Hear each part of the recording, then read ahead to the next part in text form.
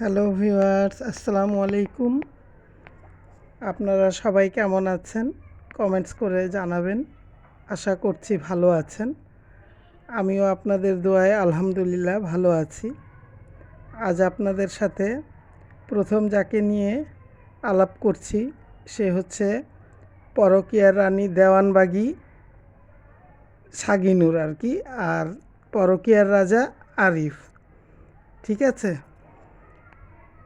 তো যারা যারা আমার চ্যানেলটি সাবস্ক্রাইব করেছেন তাদের জন্য অনেক অনেক ভালোবাসা ও শুভেচ্ছা। আর যারা চ্যানেলটি সাবস্ক্রাইব করেননি প্লিজ চ্যানেলটি সাবস্ক্রাইব করে দিবেন, লাইক দিয়ে পাশে থাকবেন, কমেন্টস করে আপনার মূল্যবান মতামতটি অবশ্যই জানাবেন। লেটস গো, ভিডিওর মূল পর্বে চলে যাই। পরকীয়া রানীর গতকালকের একটি ভিডিও ছিল যে তার হাজব্যান্ড তাকে নিয়ে যে ঘুরতে যাচ্ছে, সে থাম্বনেলে লিখেছিল যে বিল্লাল ভাইয়ের ছেলে মেয়ে হারিয়ে গেল, পুরো পরিবারের অবস্থা খারাপ হয়ে গেছে, কাজের কথা বলে বউকে নিয়ে ঘুরতে বের হলো। মানে পরকীয়ার রাজা তাকে নিয়ে ঘুরতে বের হয়েছে সেটা বলেছে, এবং টাইটেলে বলেছে স্বামী প্রচুর ভালোবাসে আমাকে, আমি তার যোগ্য, মানে সে তার যোগ্য না, তারপরেও সে তাকে অনেক ভালোবেসেছে, আমি তার যোগ্য হতে পারলাম না। ভাইয়ের ছেলেকে খুঁজে পাওয়ার পর কি হলো? তো ভিউয়ার্স, এখানে একটা কথা বলা অনেক জরুরি। সেটা হচ্ছে পরকীয়ার রাজা পরকীয়া রানীকে নিয়ে মানে হোন্ডায় করে ঘুরতে বের হয়েছে। এটা হচ্ছে কি, এই যে তানু মণ্ডল আছে না, তানু মণ্ডলের দেখা দেখি নকল। মানে নতুন বউকে নিয়ে ঘুরতে বের হয়েছে। তানু মণ্ডল যা যা করে সেটা মেকআপ ভুতুড়িও করে, এবং এখন শুরু করেছে পরকীয়া রানী শাগিনুর। তো শাগিনুর ঘুরতে গিয়ে তার হাজব্যান্ডের সাথে অনেক কথাই বলেছে, তার মধ্যে একটি কথা আমি আপনাদের বলি। এই শাগিনুর নদীর পাড়ে বেড়াতে গিয়ে আকাশে চাঁদ দেখে বলে, দেখো কত সুন্দর চাঁদ। তো আরিফ আরিফ আর কি, পরকীয়ার রাজা তার হাজব্যান্ড, সে বলছে যে তুমি তো এর চেয়ে বেশি সুন্দর। মানে এগুলো হচ্ছে কি পাবলিক দেখানো কথা, বুঝছেন ভিউয়ার্স? আপনারা কি বুঝেছেন আমি জানি না, আমি তো তাই বুঝলাম আর কি। আর তাদের যে রোমান্টিক কথাবার্তা, তার মধ্যে আরেকটি বিষয় যেটা পরকীয়া রানী তো সবসময় এরকমই করে যে সে যে কথা বলতে চায় মানে বলা উচিত না, বা অন্য সবাই যেমন একটু অ্যাভয়েড করে, সে কিন্তু সেটা করে না। হ্যাঁ, সে আর কি বলে ফেলে মুখ ফসকে। কিছুদিন আগে আপনারা দেখেছেন যে তার চাচাতো বোন যে সাথী মেয়েটা হোন্ডা অ্যাক্সিডেন্ট করেছে। তো সে পরকীয়ার রাজাকে বলছে আস্তে হোন্ডা চালায়ও, মা কিন্তু খুব রাগ করে, হোন্ডা দিয়ে কিন্তু অ্যাক্সিডেন্ট হয়েছে সাথীর। মানে অ্যাক্সিডেন্ট নাকি সাথীর হাজব্যান্ড সাথীকে হোন্ডা অ্যাক্সিডেন্ট ইচ্ছাকৃতভাবে করায় মাথা নষ্ট করে দিছে তার, এটা তার মা নাকি তাকে বলেছে। তো মানে হয়তো এটা গোপন খবর, কিন্তু সেটা আর কি ফাঁস করে দিয়েছে। আর তার যে তার যে কথা বলার স্টাইল বা ধরন দেখলাম, এবং তাদের রেস্টুরেন্টে নিয়ে তানু মণ্ডল খায় না, ওই চোরকে নিয়ে, সাকিব চোরকে নিয়ে যে খায় সেই স্টাইলে আর কি তারা চাইনিজ খাইলো। তারপর কত যে রোমান্টিক আলাপ, আল্লাহ! মানে তুমি তুমি খাইছো, তোমার এই খাওয়া, আমি জুঠাটা খাবো নাকি? বলে কি না, তুমি আমার জুঠাটা খাও। বলে হ্যাঁ অবশ্যই খাবো। মানে কি যে একটা নোংরামি, আপনারা যদি দেখতেন। মানে এই শাগিনুর পরকীয়া রানী, একে কিন্তু এই ডাইনি মাগিনুর তিশা একে কিন্তু এই যে দেখতেই পারে না। সাথে হলো গিয়া পরকীয়ার রাজাকেও দেখতে পারে না, কারণ পরকীয়ার রাজা তো প্রথমে তার সাথে ফ্রেন্ডশিপ করছিল, তাকে প্রেমের প্রস্তাব দিয়েছিল। তো এখন সে ইচ্ছাকৃতভাবে তারা এরকম একটা অ্যাক্টিং দেখাচ্ছে যে আমাদেরকে তো সবাই আমাদেরকে নিয়ে তো সমালোচনা করে, আমি আমার বউকে কত ভালোবাসি বা আমার বউ আমাকে কতটা ভালোবাসে এটা দর্শক বা জনগণ দেখুক, তাই না? বিষয়টা এরকম। আমার তো অবাক লাগলো যে এদের নাটক দেখে মানুষ হাসবে না কাঁদবে, এই বয়সে কী যে রঙ্গলীলা, আল্লাহ। আর সে তার স্বামীর সাথে যে আহ্লাদীপনা দেখাইলো, সেই আহ্লাদীপনা দেখে আমি তো অবাক, যে মনে হইতেছে কি যে একদম নতুন বিয়ে হয়েছে, একদম 16 বছরের একটা ছুকরি তাকে নিয়ে ঘুরতে গেছে, এই আর কি। তো এখন আমি একটা কথা বলি, এই সাগিনুর পরকীয়ার রানী, আর এই সাগিনুরের জামাই পরকীয়ার রাজা আরিফ, তোরা যে বিয়ে করলি একটা মেয়ে সহ, ওই মেয়েটার লাইফের কি হইল? ওই মেয়েটার লেখাপড়ার কি হইল? কোনো ব্যবস্থা নিছিস? নিশ্চয়ই ব্যবস্থা নিস নাই। এই যে তুই মায়ের বাসায় পড়ে আসিস বেহায়ার মতো, আজকে কতদিন হইল?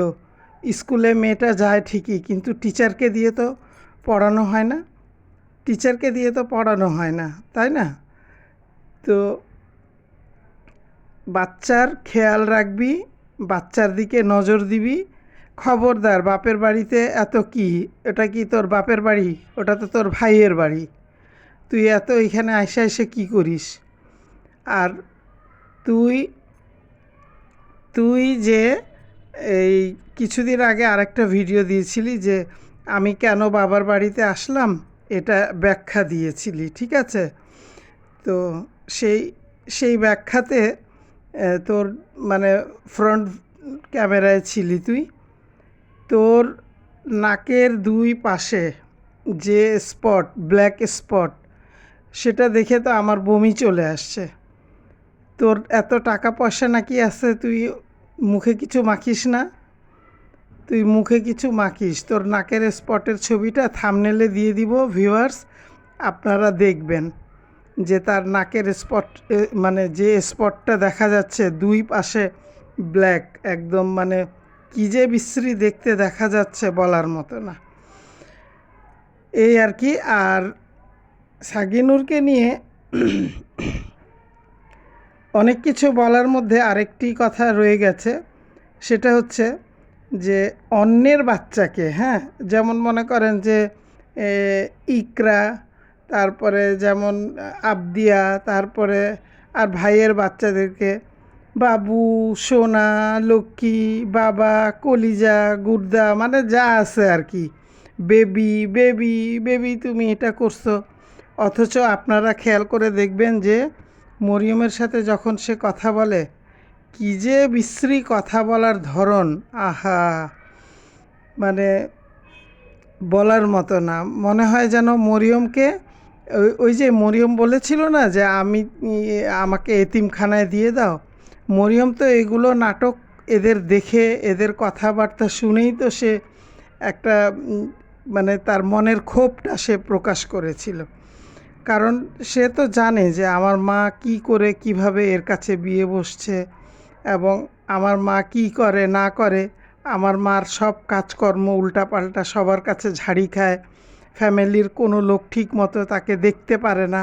পরকীয়ার রাজা তো শ্বশুরবাড়িতে খুব একটা আসে না, একটাই কারণ, সেটা হচ্ছে পরকীয়ার রাজাকে ডাইনি তিশা আর ওই দেশি কুত্তা নাজমুল বাপ্পি সে কিন্তু দেখতে পারে না। সে জানেন ভিডিওতে তার হাজব্যান্ডকে, পরকীয়ার রাজাকে বলে কি, তোমাকে অনেক সুন্দর লাগতেছে, মানে নতুন করে প্রেমে পড়ছে, বুঝছেন? নতুন করে প্রেমে পড়ছে, বলে কি শার্টটা আমি দিছি তো তাই, মানে এই জন্যই তোমাকে অনেক সুন্দর লাগতেছে। সাধারণত এই টাইপের কথাবার্তা ছেলেরা বলে মেয়েদেরকে, তাই না, যে সুন্দর লাগতেছে। ছেলেদের আবার সুন্দর লাগার কী আছে, নর্মাল একটা শার্ট পরে আছে। যাই হোক, অন্য প্রসঙ্গে চলে গিয়েছিলাম।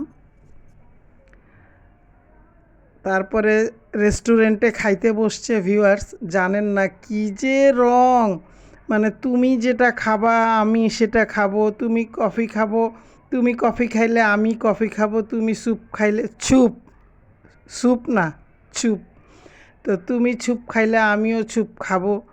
মানে মনে হইল কি যে আমার কাছে মনে হইল ভিউয়ার্স যে পরকীয়ার রাজা পরকীয়ার রানীকে এই তার নতুন বউ রেখে এখানে জাস্ট তাকে একটু সময় দিয়ে গেল, সে যাতে তার বিষয় নিয়ে এত মাথা না ঘামায় বা তাকে নিয়ে এত টেনশন না করে যে সে আসতেছে না কেন। আসলে ঘটনা কিন্তু এই, সে তার বউকে এইটুকু বুঝাইলো যে তোমাকে আমি অনেক ভালোবাসি, তোমাকে নিয়ে আমি এক্সট্রা সময় দিলাম, মানে তানু মণ্ডলের কপি করলাম, তো তুমি শান্ত থাকো, মানে আমি যে বিয়ে করে নতুন বউ নিয়ে ফুর্তি ফাট্টায় আছি এটা নিয়ে তুমি টেনশন করো না। তো তারপর কেনাকাটা করে বাসায় আসলো। তো পরকীয়ার রানীর যে বিষয়গুলো এখানে আমি বলতে চাচ্ছিলাম অ্যাকচুয়ালি, সেটার মধ্যে মূল বিষয় হচ্ছে কি জানেন, পরকীয়ার রানী তার বাচ্চাদের বেলায় কিন্তু চরম অবহেলা, মানে এবং ধরে নেন মরিয়ম কিন্তু অবহেলিত হিসাবেই আমি ধরি মরিয়মকে, কারণ মরিয়মকে সে একদম একদম মানে একটা মা হিসেবে এই এইজের বাচ্চাকে যেরকম টেক কেয়ার করার কথা সেটা নাই, তাই না? তো অনেকেই অনেক রকম বাজে বাজে কমেন্টস দেখলাম তার ভিডিওতে, আমি সেই কমেন্টস আর বলার প্রয়োজন মনে করি না।